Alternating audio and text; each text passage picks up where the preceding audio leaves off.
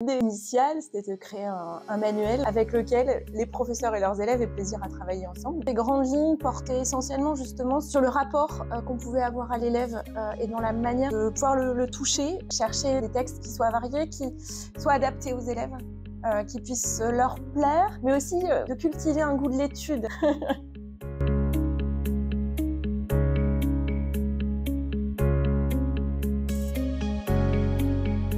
Effectivement, cette collection de manuels s'inscrit dans une réforme, dans des changements programmés. Changements qui sont quand même mesurés, c'est-à-dire qu'on n'est pas dans une révolution complète des programmes et les professeurs ne seront pas complètement en terre inconnue avec ces programmes, mais néanmoins, il y a des petits ajustements qui apparaissent, dont le manuel rend compte et témoigne, et on a été vigilant à effectivement mettre en évidence un certain nombre de ces changements.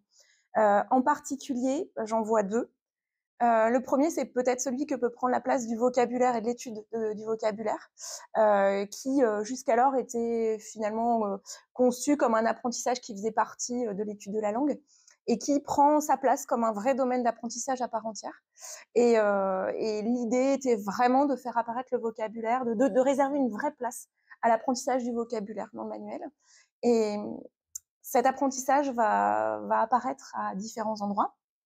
Par exemple, au sein de chaque lecture, on a fait une rubrique qui est dédiée, mais on a pensé aussi des pages qui sont consacrées pleinement à l'étude du vocabulaire, dans l'idée non seulement de comprendre la formation des mots, mais d'étudier également le vocabulaire en contexte et de travailler à l'extension du vocabulaire par les élèves. Ensuite, d'autres changements. Les nouveaux programmes laissent aussi apparaître l'idée qu'on peut travailler davantage en projet autour de compétences à développer chez les élèves. Ces projets prennent aussi une place assez importante dans les chapitres, puisqu'on y a consacré des pages à part entière qui peuvent être, là encore, des déclencheurs d'idées pour des professeurs. Les élèves peuvent aussi s'en emparer voilà, en tant que tel, et ces projets s'inscrivent pleinement dans les chapitres, organisés bien sûr autour de lectures comme on en a l'habitude, de lectures qui sont problématisées autour d'un vrai ancrage humaniste, autour de questionnements qui portent sur des valeurs, qui portent sur la place de l'élève dans le monde, sur le regard que portent les auteurs et la littérature aussi sur ce monde, et invite l'élève à se positionner là-dessus. Voilà, à partir de ces textes-là. Donc voilà, donc ces projets s'inscrivent voilà, dans cette démarche de lecture de texte, mais visent à travailler de manière un peu plus structurée des compétences, qu'elles soient orales ou écrites, à travers des activités de production, des activités créatives. Voilà, ça c'est un des aspects sur lesquels insistent ces nouveaux programmes, voilà, qu'on essaye de faire figurer dans le manuel Mission Plume. Alors, les projets sont assez variés. On a essayé de réfléchir à leur variété. Je pense à deux projets là tout de suite. On sait qu'en sixième, il est important pour les élèves de travailler la lecture à voix haute. Voilà, on va proposer de mettre en voix des poèmes, par exemple. Ce qu'on voit aussi apparaître dans ces nouveaux programmes, c'est l'importance des genres littéraires, en tout cas, enfin de leur étude en tant que telle. De la même manière, on a des projets d'écriture de théâtre, par exemple, et de mise en scène, qui travaillent à la fois l'écriture et l'oral et le collectif aussi. Et on sait que la différenciation pédagogique, c'est un grand enjeu, en particulier à l'entrée en sixième, puisque les élèves arrivent en classe en venant d'écoles différentes, en ayant des parcours scolaires différents, en ayant des expériences de vie différentes aussi. Et on sait que la classe, et la classe de français en particulier, accueille voilà, des élèves qui arrivent avec un bagage qui peut être différent. Et l'ambition du manuel Mission Plume, c'est de toucher finalement un public varié, comme il l'est dans les cours de français et de Navarre. Et donc l'idée, c'est qu'on retrouve cette différenciation à plusieurs échelles. À l'échelle de la page, donc à l'échelle par exemple d'une double page de lecture, on a fait le choix de ne pas mettre des niveaux de questionnement, par exemple des questions à 1 étoile, des questions à 2 étoiles, des questions à 3 étoiles. Pour les lectures, on a fait le choix plutôt de proposer des questions qui invitent l'élève à se positionner en tant que lecteur et à travailler davantage ses stratégies de compréhension, de manière finalement à ce qu'il puisse, où qu'il en soit finalement de son niveau de compréhension, trouver à s'exprimer, à développer sa compréhension du texte. De la même manière, à l'échelle de la page, les petites mascottes qui figurent vont pouvoir venir donner des petites astuces, des petits conseils pour l'aider à répondre. On imagine aussi dans un emploi du manuel en classe que le professeur sera là pour apporter l'étayage et on l'accompagnera pour cela dans le guide pédagogique. Ça, c'est finalement à l'échelle de la page. On a aussi des compléments et c'est la grande force, j'ai envie de dire, du manuel Mission Plume, c'est d'avoir des fiches coup de pouce qui viennent là en appui à des élèves à besoins éducatifs particuliers. Ce sont des élèves qui ont, comme leur nom l'indique, voilà, des besoins spécifiques. Et vraiment, ces fiches travaillent à une adaptation très précise et dans leur format et dans le fond, dans la manière dont les questions sont posées, à des élèves qui auraient plus de difficultés ou qui auraient des besoins qui seraient plus spécifiques. Ça, c'est vraiment à l'échelle de la page.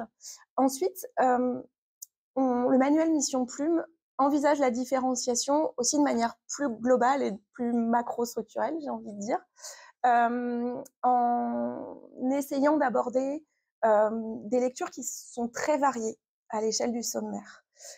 Qu'il s'agisse voilà, de littérature patrimoniale ou de littérature jeunesse, plus contemporaine ou plus ancienne, avec des choix de traduction de certains textes qui sont assez exigeants. On a fait le choix, par exemple, de travailler l'Odyssée et le chant 10 de l'Odyssée plus spécifiquement dans la traduction de Philippe Jacotet, dont on connaît la beauté, le choix des mots et la dimension poétique. Voilà, on peut avoir voilà, des chapitres ambitieux dans le bon sens du terme, mais adaptés, bien sûr. Et puis des chapitres qui vont être voilà, dans un rapport de proximité peut-être plus grande avec les élèves. Donc, à l'échelle finalement du sommaire, on trouvait intéressant qu'il y ait cet équilibre-là, qui puisse concerner et toucher en fait le maximum d'élèves. C'est aussi une manière de différencier.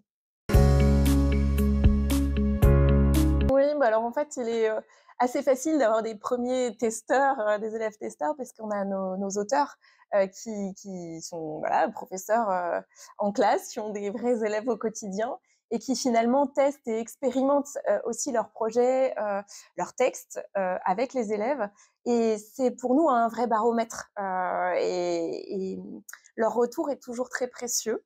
Donc voilà, on a des premiers retours assez positifs de certains textes. Je pense par exemple à un chapitre qui est consacré à une pièce de théâtre de Suzanne Lebeau qui s'appelle Le Grelet et qui est une pièce qui touche beaucoup les élèves parce que sous couvert d'une histoire de conte qui met en scène un petit ogre, il est question de s'accepter tel qu'on est, de grandir dans le monde et on voit combien finalement ces thématiques-là sont universelles et peuvent toucher des élèves de 6e qui entrent au collège. Je pense que le défi principal, c'est celui du temps, de la gestion du temps qui file, parce que la tâche est grande. On essaye de travailler avec la plus grande exigence qui soit, la plus grande rigueur aussi. Et on sait qu'être voilà, rigoureux demande voilà, des recherches. Voilà. Et en même temps, il s'agit de se garder suffisamment de temps pour être créatif.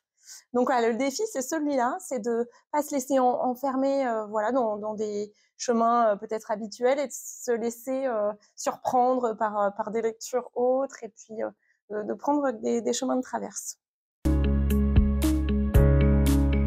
C'est pour moi une première expérience. J'avais jamais dirigé une collection et c'est pour moi la première fois. C'est une expérience très riche et je l'ai envisagée comme un travail collectif et collaboratif. Donc l'idée a été d'abord, dans un premier temps, de se réunir ici, sur le site Hachette, pour faire connaissance. Et puis, dans un premier temps, vraiment de définir les grandes lignes qui nous semblaient importantes pour cette collection. Ces grandes lignes portaient essentiellement justement sur la manière dont sur le rapport qu'on pouvait avoir à l'élève et dans la manière de pouvoir le toucher pour le faire grandir en lui permettant d'apprendre. Et voilà. Et on s'est mis un peu d'accord dans un premier temps sur ces grandes lignes, sur l'esprit de la collection. et sur ce qu'on voulait en faire, de manière à pouvoir aussi travailler dans une direction commune.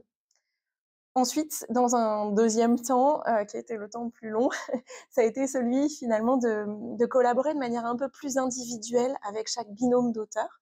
En fait, les chapitres sont pris en charge par des binômes, voire des trinômes d'auteurs.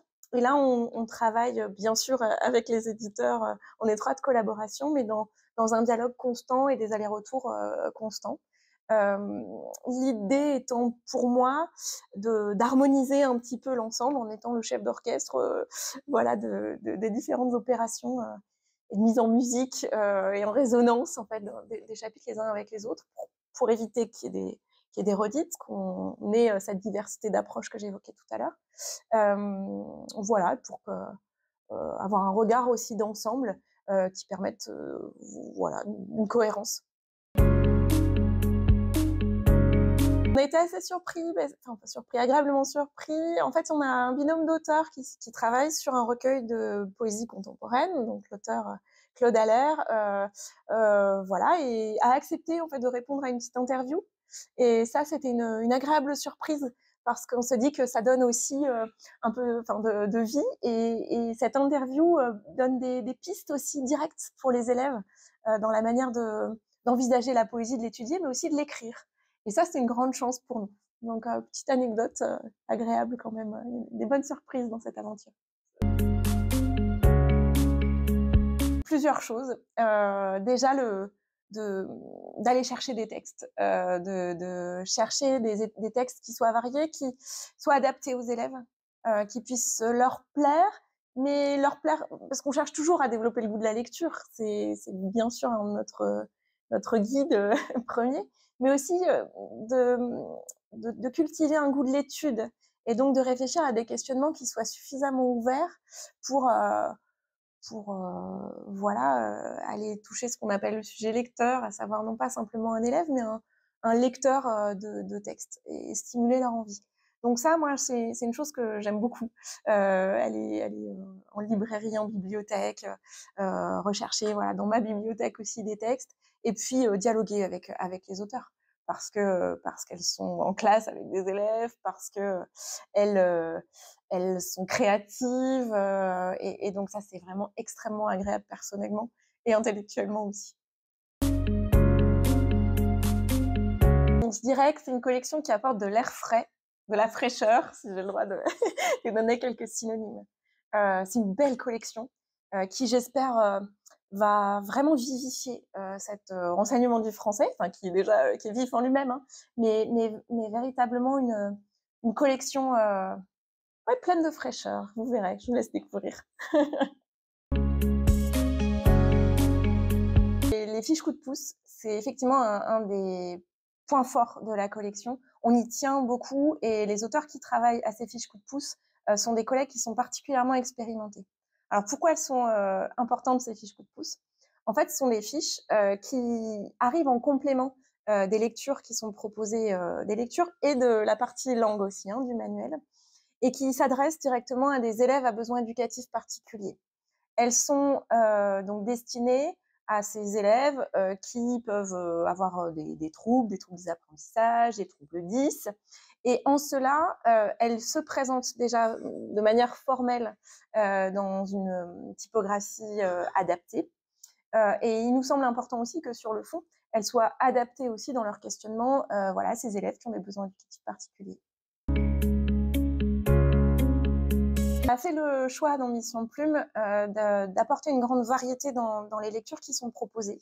Variété de plusieurs ordres, de plusieurs types.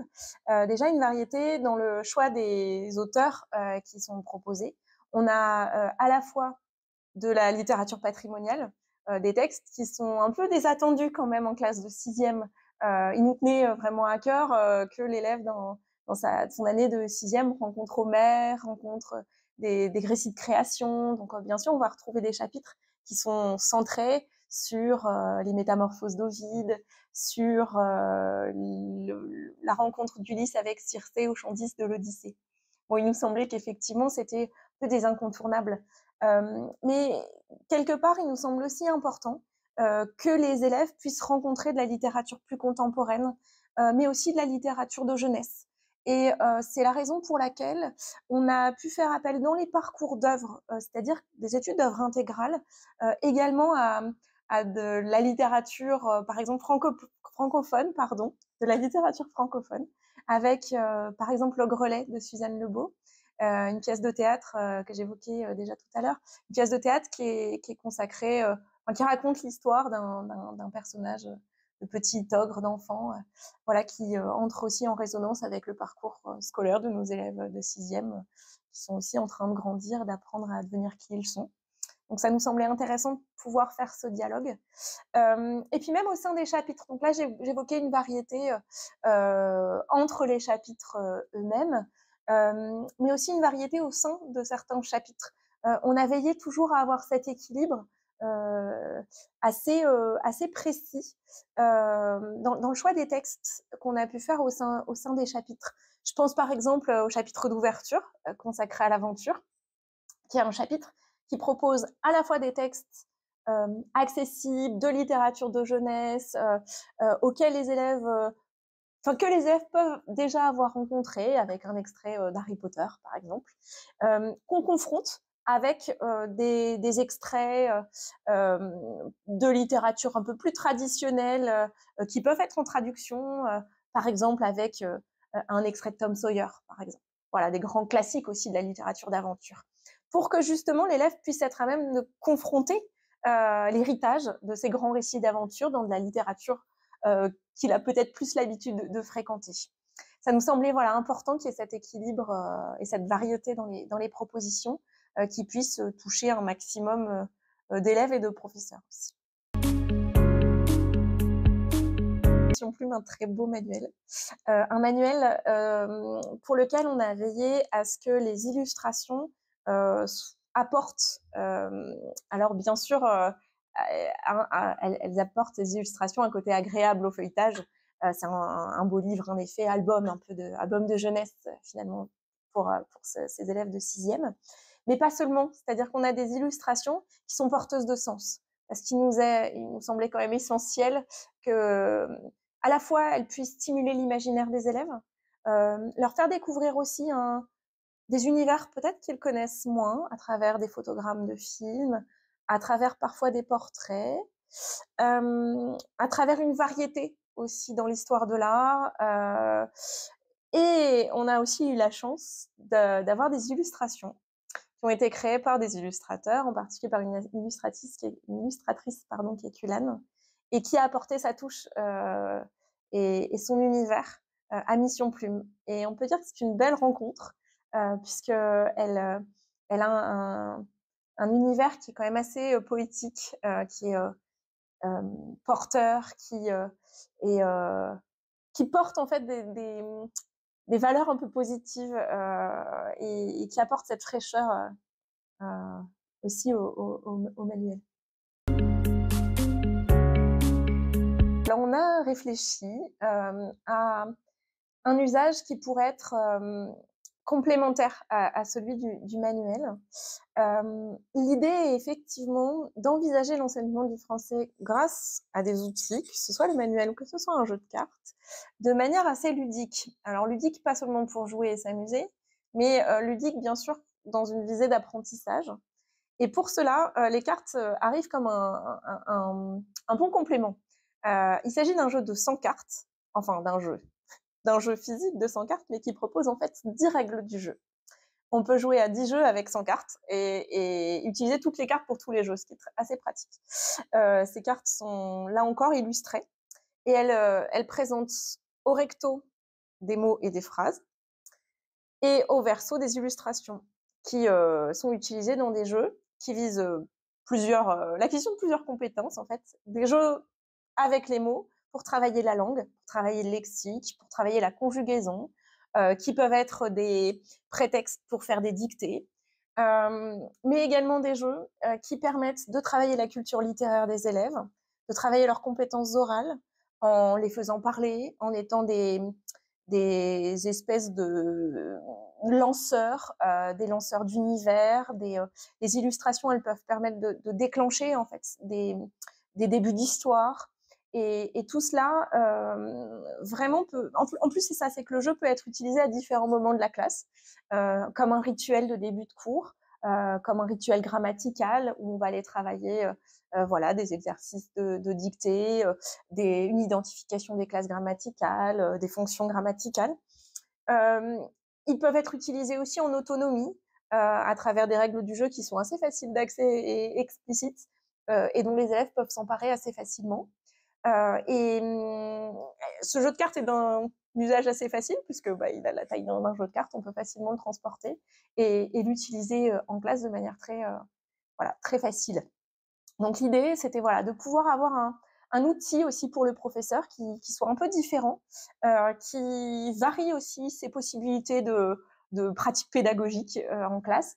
On sait que les professeurs aiment beaucoup, hein, ils sont assez créatifs et ils aiment beaucoup fabriquer aussi leurs jeux. Bon bah voilà, on leur donne une possibilité de le faire avec ce jeu de cartes. Et puis chose qui est pas non plus anodine, je pense que voilà, il y a 10 règles du jeu qui sont présentées, mais les professeurs pourront s'en emparer et je pense qu'avec cette proposition, ils pourront même créer leurs propres règles du jeu et on sera assez curieux de découvrir ce que ça pourra donner.